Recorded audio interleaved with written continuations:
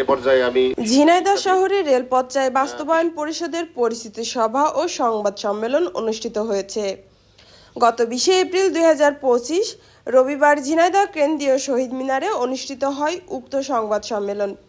সেখানে উপস্থিত ছিলেন ঝিনাইদহ শহরে রেলপথ চাই বাস্তবায়ন পরিষদের কমিটির সদস্যগণ সহ সাংবাদিকবৃন্দ। বিস্তারিত নবগঙ্গা টিভি রিপোর্টে। সচিবের হাতে না, রেল লাইন কোনো সচিবের কাছে গেলাম সেটা আমাদের করে দিল। এটা সরাসরি কিন্তু তুলতে চাই। ঢাকায় একটি কমিটি করা হোক, যারা ঝিনাইদহ গুরুত্বপূর্ণ পদে আছে তাদের সাথে একটা ব্যালেন্স করে দেওয়া যোগ্য, তাদেরকে একটা কমিটি করে দেওয়া হোক। পাশাপাশি যে এইটা যদি সফল হয় ওই রাজনৈতিক দলের ক্রেডিট, এই পলিটিক্স কিন্তু আমাদের সব সময় আছে।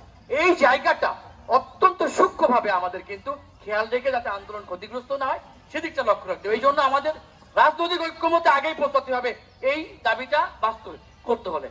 এই কমিটিটা অরাজনৈতিক অবশ্যই সেটি, কিন্তু দাবিটা রাজনৈতিক হইতে হবে। আমাদের মিডিয়া কর্মী আছে, তাদেরকে অসংখ্য ধন্যবাদ আমাদের এই সংবাদ সম্মেলনে আসার জন্য।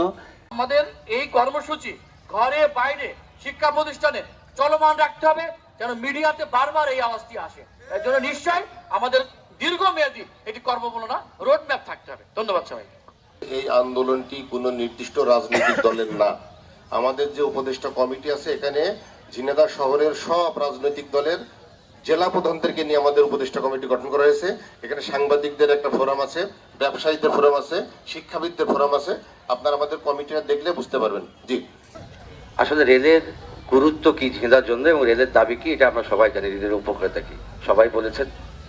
তারপরে আমি ছোট্ট কিছু বলতে চাই যে 2007 সালে যখন রেল আবদুল্লাহ কিন্তু যখন আন্দোলন শুরু করে, তো রেল আন্দোলন মানেই আমরা নামটা এসেছিল, সেটা হচ্ছে আবদুল্লাহ।